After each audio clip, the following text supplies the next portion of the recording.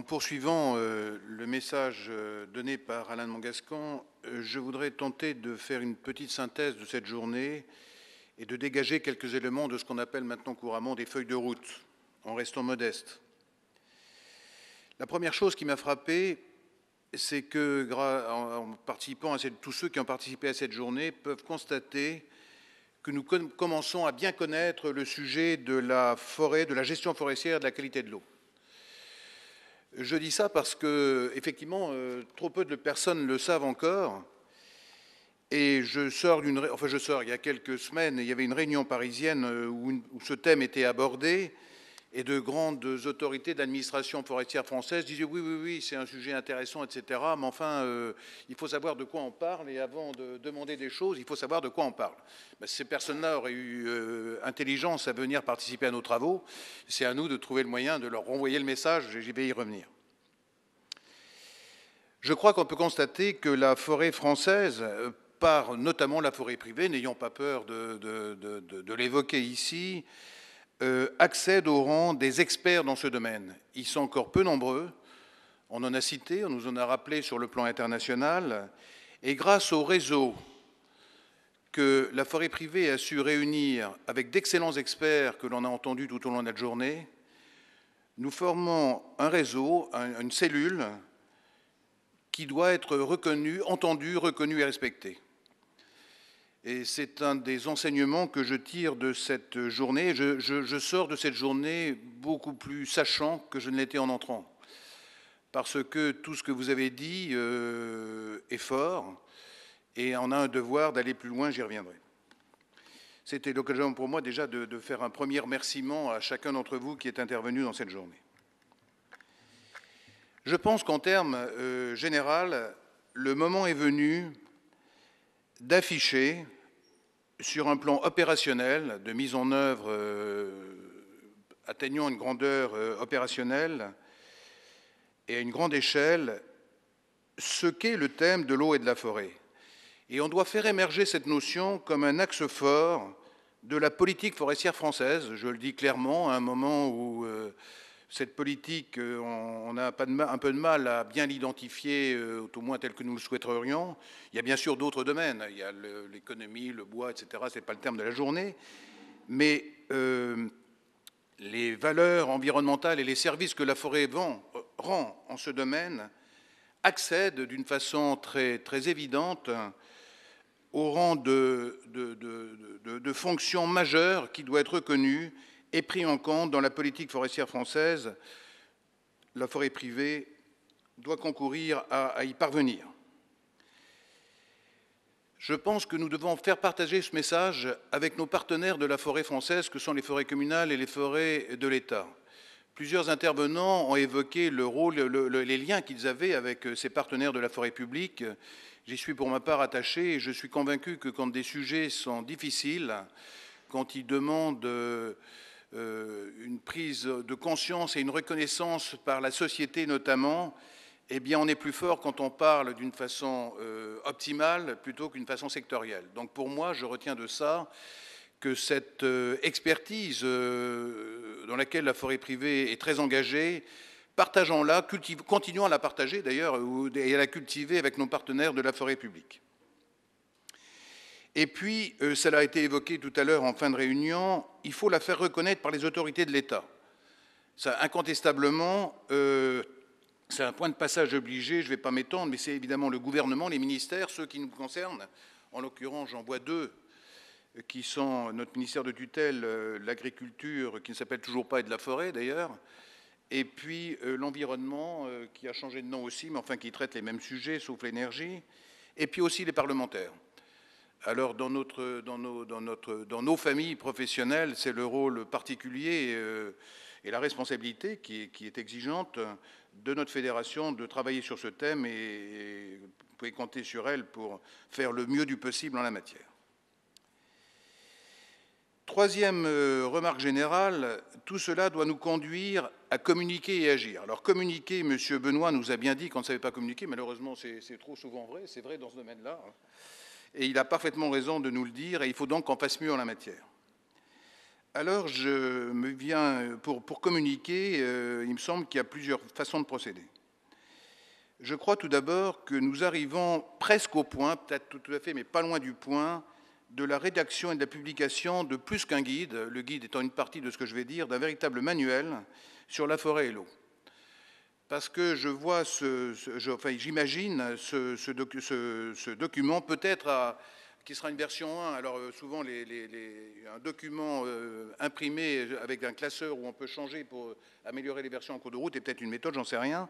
En tout cas, un manuel, il me semble qu'un manuel est bienvenu maintenant pour présenter ce que nous savons, apporter la contribution qui a nourri toute cette journée, et peut-être d'autres qui n'ont pas pu venir, etc., en complément, et faire un ensemble de présentations individuelles de qualité qui ont été présentées. Il y a forcément des points de recouvrement. Je ne sais pas si Olivier Picard a une synthèse de l'ensemble de ces actions. Je pense que de temps en temps, il y a des recouvrements sur des thèmes et il y a des compléments à apporter de la nourriture de l'un par rapport à l'autre. Et c'est avec cette harmonisation, en tout cas, que je vois une présentation d'une contribution d'un savoir multidisciplinaire, forestière, bien sûr, hydrologique, bien évidemment. Il y a d'autres spécialités qui apparaissent également. Juridique, il nous faut une expertise juridique. Et donc, toute cette équipe et expertise multidisciplinaire me semble pouvoir nourrir une première partie de ce manuel que j'évoque. Deuxième partie, alors c'est le guide, je n'ai plus, ça a été présentation par la région Midi-Pyrénées, un guide du bon management de la forêt et l'eau apparaît à l'évidence comme une forme de restitution et de portée à connaissance incontestable.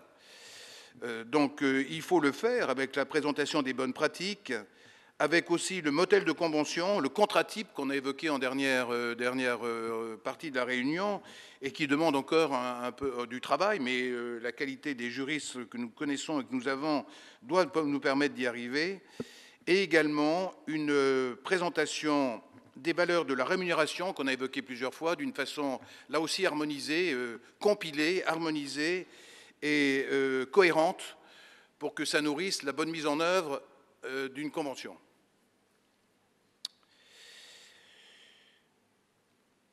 Une fois qu'un tel document peut être mis en œuvre, il faut prévoir son portée à connaissance de façon la plus efficace possible.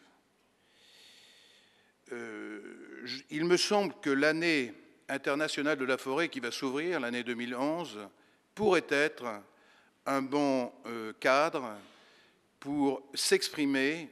La forêt aura d'autres choses à dire, mais s'exprimer avec autorité sur ce thème. Alors je ne sais pas si ce que j'appelle un manuel peut être conçu et publié pour la fin de l'année 2011, je parle à Olivier Picard, c'est peut-être exigeant, mais il faut parfois se fixer des exigences pour faire avancer notre cause. Je verrais bien une communication forte à la fin de l'année 2011 dans le cadre de cette année internationale de la forêt sur ce thème avec un document fort. Et on a, à mon avis, les éléments réunis pour le faire. Ensuite, il faut agir. Enfin, agir en dehors de ce que je viens de dire, c'est déjà une action, bien sûr. Et donc, quand je dis agir, c'est poursuivre ce que l'on a entendu toute la journée à une plus grande échelle. Cette plus grande échelle passe par 2-3 points qui, pour moi, sont les suivants. Faire reconnaître les forestiers dans les instances de prise en compte des enjeux touchant l'eau, la production de l'eau et les captages. Je veux dire que dans les commissions de bassin, dans les différentes instances dans les projets de loi ou suivis ou décrets sur des lois sur l'eau, etc., le réflexe de nos autorités ou des personnes responsables n'est pas de consulter les forestiers. Il faut donc bousculer un peu les habitudes et ne pas avoir peur de revendiquer la place de valeur que nous avons dans ce domaine-là et qui, on l'a évoqué à un moment, peut perturber un peu certaines situations existantes, parce que des situations existantes ont toujours un contexte, un certain confort par rapport à l'objet évoqué, et quand un partenaire arrive en disant, nouveau, arrive en disant, mais attendez, moi j'ai quelque chose à dire, et j'ai quelque chose à faire, et quelque chose à proposer, et que cette proposition, d'ailleurs, a un gros avantage, elle est gagnante-gagnante, puisque c'est moins cher pour le consommateur, c'est très bien pour la société, et c'est bien pour nous, puisque ça apporte une rémunération, ce que nous faisons ici, jusqu'ici, d'une façon gratuite. Donc, faire reconnaître les forestiers dans ces différentes instances, ce qui est une exigence pour nos structures, parce que ça veut dire que nos syndicats, les CRPF, auront encore plus que par le passé à aller dans des réunions où ils n'étaient peut-être pas invités pour l'instant, mais quand l'enjeu le mérite, eh bien, il faut le faire. Deuxième aspect sur l'action, c'est bien évidemment, ça saute aux yeux également, poursuivre la valeur de notre travail, de chacun d'entre vous. Cette expertise que j'évoquais est arrivée à un bon niveau, elle est encore perfectible, bien évidemment, dans les différents domaines qui sont les vôtres, avec 2 points qui sont apparus comme étant peut-être un peu en retrait par rapport aux autres travaux, enfin encore plus à travailler, c'est le côté juridique du contrat, qui soit parfait, et c'est le côté foncier qu'on a évoqué, la difficulté pour la propriété privée de se trouver en ordre dispersé par le foncier. Bon, là, je rejoins ça, une démarche de la fédération, là aussi, qui a réuni un groupe d'experts, en avance en ayant des gens sachants, compétents. Là, on a des experts sur le foncier. Donc, peut-être rapprocher les 2 groupes d'experts pour arriver à trouver des solutions à ce qui pourrait être une infaisabilité ou une difficulté de passer des conventions, de passer des contrats. Ensuite, alors c'est qui est le support et notre objectif qui doit mobiliser toutes nos énergies, c'est de pouvoir passer de la phase expérimentale à la phase opérationnelle au sens large. Alors, je reprends un peu ce que j'ai dit tout à l'heure, parce que il faut, en se faisant connaître, arriver à expliquer notre cause dans un premier temps au niveau des décideurs. Je ne vais pas revenir dessus, au niveau des politiques, bien sûr, au niveau des agences de l'eau, qui ont un rôle important dans lequel nous ne sommes pas du tout identifiés ou très mal connus. Là, on va demander à être entendus. Et puis au niveau des collectivités territoriales, avec qui les contrats devront se passer. Je ne parle pas au niveau d'une mairie ou d'une autre, mais je parle au niveau des structures représentatives des collectivités territoriales. Je pense notamment à l'association des maires, ruraux ou pas ruraux, et peut-être d'autres structures nationales de collectivités territoriales. Je pense que dans le même temps, il faut engager une action nouvelle qui est de préparer ce que seront les futurs sites sur un plan territorial où on pourra proposer des conventions. C'est-à-dire que maintenant que l'on sait bien le rôle des bassins versants, les démonstrations ont été faites, et bien je pense qu'il n'est pas inutile de commencer à identifier, avant de proposer des contrats, les zones qui pourraient faire l'objet de contrats. Ça, on peut le faire, je dirais, discrètement, hein, avec les contacts voulus, mais identifier, cartographier les secteurs principaux qui, le jour où toute notre démarche sera pleine, eh bien, ça sera le terrain sur lequel on mettra la pression pour une application forte. Donc ça peut s'engager dès maintenant, me semble-t-il.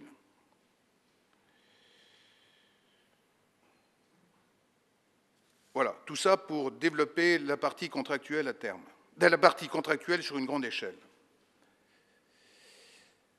La présentation, l'intervention qui nous a été faite de l'action internationale avec, excusez-moi, Madame Vermont, souligne l'importance d'être présent également dans ces débats internationaux. Beaucoup de choses se décident, s'étudient, se décident, s'orientent dans ces grands débats internationaux où, là aussi, trop souvent, les forestiers sont absents. Je pense que l'expertise que nous forgeons ensemble, grâce à vous, doit émerger sur un plan international à travers plusieurs secteurs où nous pouvons intervenir. Je pense tout d'abord la voix de la France, quand je dis de la France en termes du gouvernement français, dans ses représentations. Un représentant a été cité que nous connaissons bien, mais je ne suis pas sûr qu'il ait bonne connaissance de ce que nous faisons ici, donc, mais c'est notre rôle, notamment de mon organisation, de le nourrir de votre expertise pour que la voix de la France dans ces réunions internationales soit elle-même plus experte, et plus experte avec des données tangibles qui sont trop peu connues par peut-être ceux qui parlent en notre nom. Il y a un deuxième vecteur sur lequel j'interviendrai personnellement, c'est faire en sorte que cette démarche de la forêt privée française trouve un écho et une résonance au niveau des autres pays européens et de la forêt privée des autres pays européens. Alors vous avez déjà une bonne application ici par le Sud, puisque vous avez avec Sylvamed, avec Ahmed, déjà un réseau méditerranéen, et c'est très bien, et cultivez-le. Et d'ailleurs, Ahmed est elle-même présent dans nos débats européens, mais comptez sur nous et sur moi, excusez-moi, pour passer ce message dans nos structures européennes.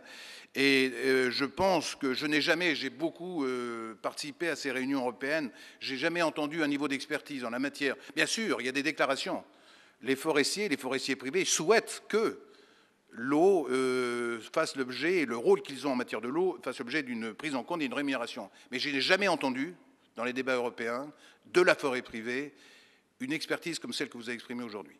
Donc je pense que c'est à nous de passer ce message pour que la forêt privée française soit leader, mouvement d'entraînement au niveau européen, à travers nos familles frères des autres pays européens, et que nous soyons le fer de lance de cette démarche sur un plan européen, avec les échos qui pourront être induits en matière internationale, mais un fer de lance, et que, à côté de nous, avec nous, peut-être identifier des démarches de même nature, d'ailleurs, qu'on ne pourrait pas connaître. À ce moment-là, il faudra mettre en réseau les démarches de même nature. Mais si elles ne se font pas, les inciter à le faire elles-mêmes. Il y a encore un autre point qui m'est apparu, et qui vous est apparu avec moi très certainement, c'est des actions induites notamment avec nos partenaires de l'agriculture. Bon, je ne vais pas revenir, vous le savez, c'est la notion qualité de l'eau. Évidemment, nous sommes clean par rapport aux agriculteurs, mais que pouvons-nous faire ensemble pour faire avancer la cause générale? On a avancé la notion de quota nitrate, pourquoi pas? Il faut faire attention, avant d'aller plus loin, il faut bien expertiser ce que ça pourrait expliquer. Des questions de remembrement forestier, c'est ce qui m'a été répondu lorsqu'on a abordé ce point-là.